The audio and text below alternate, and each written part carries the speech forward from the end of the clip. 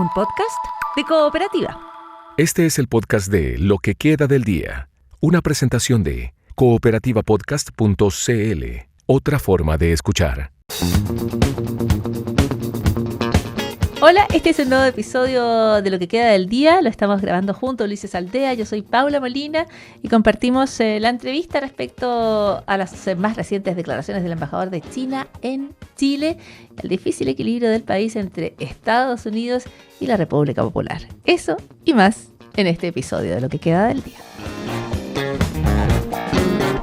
Esta mañana el embajador de China en Chile, Liu Qingbao, pidió al país resistir y protegerse de cualquier injerencia externa que busque limitar o debilitar la cooperación económica entre ambos países. Estas fueron parte de las declaraciones que entregó en un encuentro donde también participó el canciller chileno Francisco Pérez Maquena, la presidenta de la SOFOFA Rosario Navarro y el expresidente Eduardo Frei Ruiz-Tagle. Vamos a tratar de leer diplomáticamente las declaraciones del representante de China y otros temas que tienen que ver con la relación entre los dos países, con Jorge Heine, que es abogado, que es ex embajador de Chile en China y es profesor honorario del Instituto de Estudios Internacionales de la Universidad de Chile. ¿Cómo estás, Jorge? Muy buenas tardes, bienvenido. ¿Qué tal? Muy buenas tardes. Justo ahora contigo, Paula. Muchísimas gracias por el contacto con Radio Cooperativa.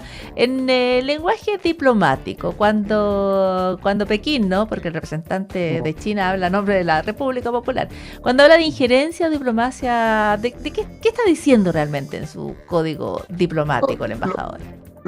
Por supuesto. Lo que está diciendo es que Chile se encuentra bajo fuertes presiones de terceros países para limitar la inversión china en Chile. Eso es lo que está diciendo. Ya ha habido casos recientes.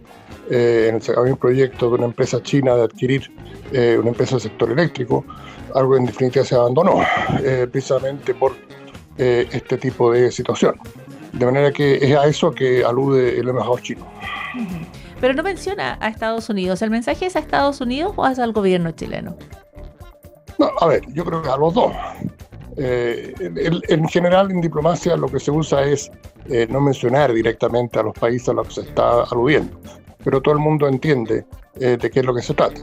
Entonces, las presiones vienen de Estados Unidos y quien tiene que tomar las decisiones del caso es el gobierno de Chile.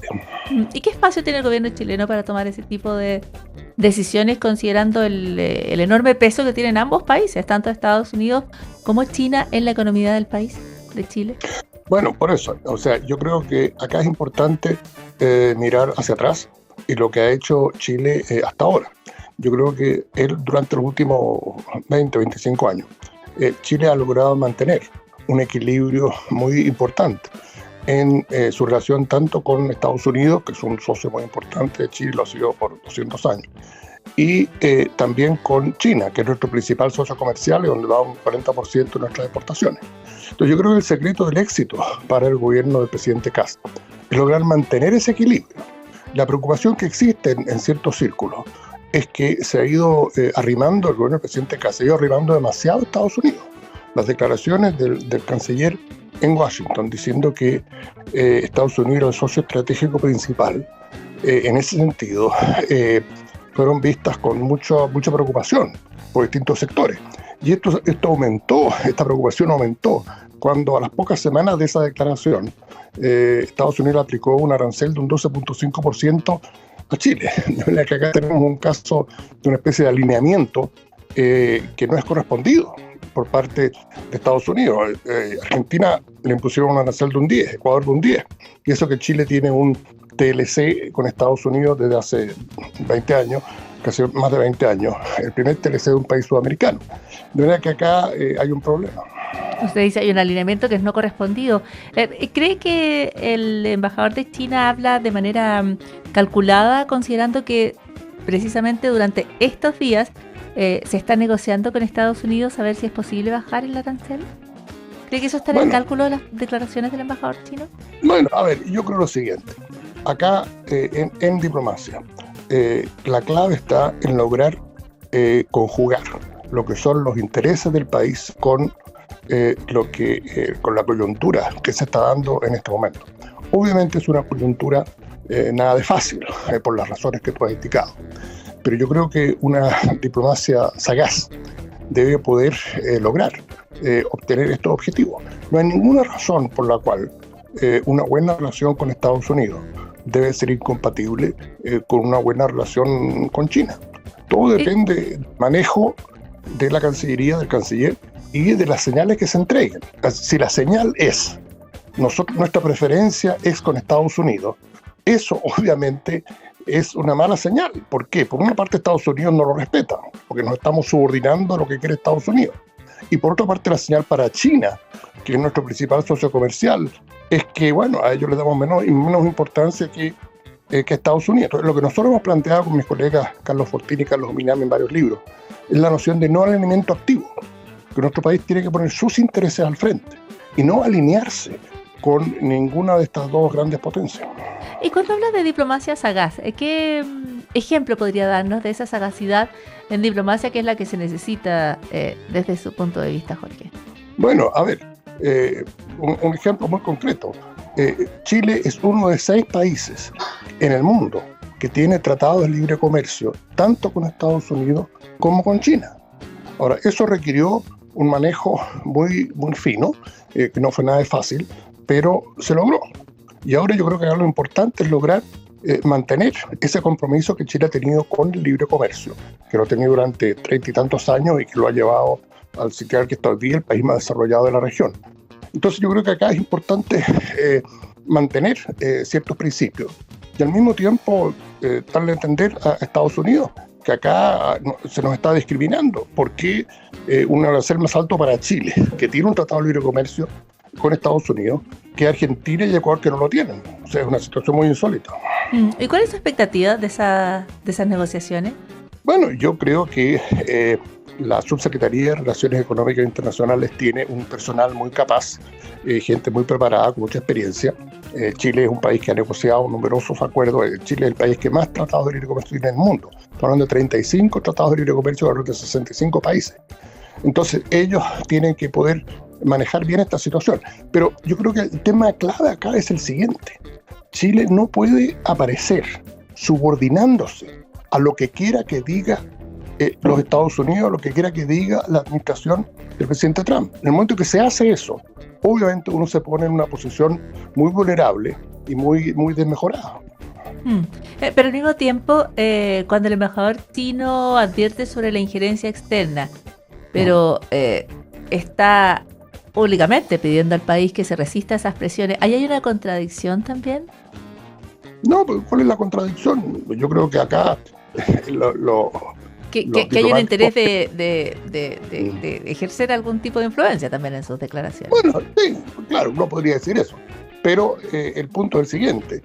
Lo que él está planteando es que se tomen los proyectos chinos y la inversión china, ya sea en comercio, inversión, flujo financiero, lo que sea, como tales, sin estarle consultando a terceras partes. Eso a mí me parece algo perfectamente legítimo.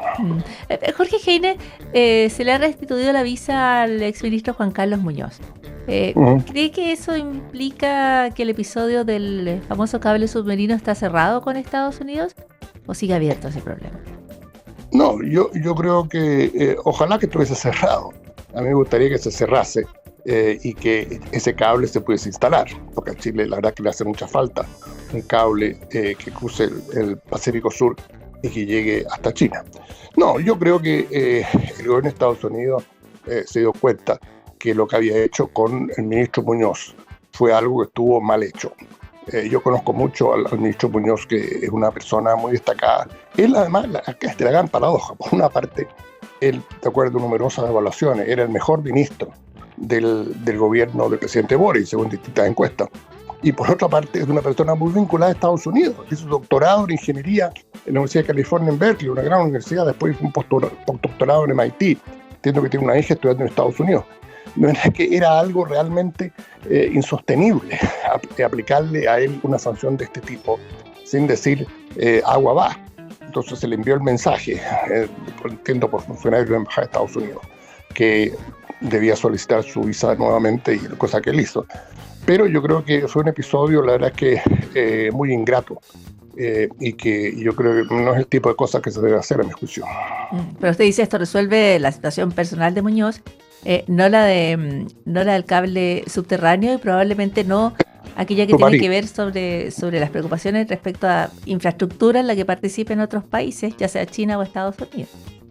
Sí, bueno, por eso, a ver, Pablo, el tema más de fondo respecto al cable, y que es un tema que yo creo que no recibe suficiente atención, es lo siguiente. En este momento, todas las comunicaciones por cable de internet, cable de fibra óptica que tiene Chile con el resto del mundo, son por cables ya sea vía Estados Unidos o de propiedad de empresas estadounidenses.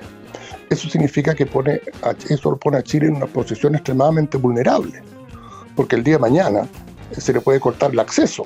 Si algo ocurre que no le cae bien al gobierno en Washington, pueden venir cortes de esas comunicaciones, pueden haber sanciones de distinto tipo.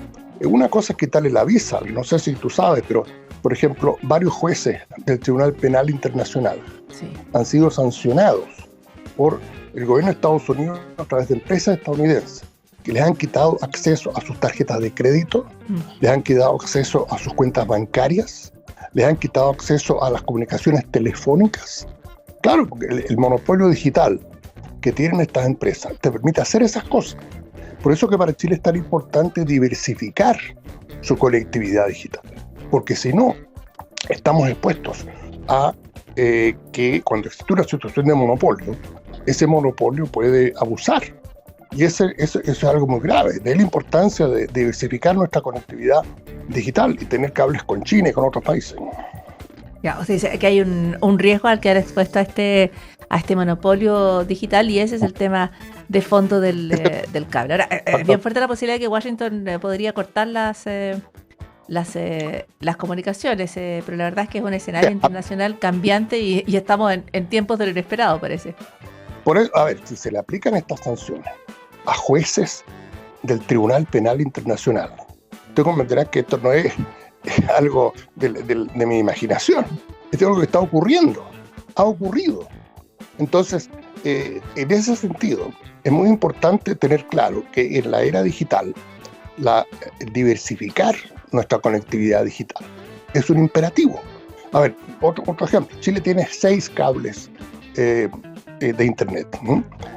Un país como Singapur, un país mucho más pequeño que Chile, tiene 30. Entonces, tenemos que darnos cuenta en el mundo en el cual estamos y por qué es tan importante vincularnos a él en forma digital, en forma diversificada. Muy bien. Jorge Heine, muchísimas gracias por los minutos con lo que queda del día y con Radio Cooperativa. Gracias a ti. Que tengas muy buenas tardes. Jorge Heine, abogado, ex embajador de Chile en China, profesor honorario del Instituto de Estudios Internacionales de la Universidad de Chile, conversando en Cooperativa. ¿Y sabías que si cambias 15 minutos al día de estar inmóvil por 15 minutos haciendo cualquier tipo de movimiento, podrías estar reduciendo el riesgo de algunas enfermedades? No se trata solo de hacer ejercicio, todo movimiento cuenta. Caminar, subir escaleras, correr para alcanzar el bus, cargar bolsas pesadas, todo eso. Esto según un estudio que asoció 15 minutos de movimiento intenso con cerca de un 2% menos de riesgo de algunas enfermedades. Se analizó a 59.218 personas en el Reino Unido, tenían una edad promedio de 61,7 años y durante 7 días llevaron un dispositivo que registró cuánto tiempo pasaban durmiendo, cuánto sentadas, cuánto de pie, cuánto en movimiento y con qué intensidad. Luego siguieron su salud durante 8 años. El estudio se publicó en BMC Medicine, que es una revista científica cuyos trabajos pasan por la revisión de varios especialistas antes de publicarse, así que hay expectativas respecto a los hallazgos de este estudio. De acuerdo a los cálculos de la investigación, apenas 2 o 3 minutos diarios, pero de actividad bien vigorosa, en vez de estar sentado o durmiendo, genera un menor riesgo de algunas enfermedades. Y ya, si se reemplaza 30 minutos de movimiento, entonces hay un menor riesgo. Así que la invitación es a moverse, y no necesariamente en un gimnasio, sino que también en las actividades de tu vida diaria. Y eso también es parte de lo que queda del día. Aquí termina el podcast de Lo que queda del día. Lo escuchas en vivo, de lunes a viernes, desde las 5 de la tarde, en Radio Cooperativa y todos los días en cooperativapodcast.cl.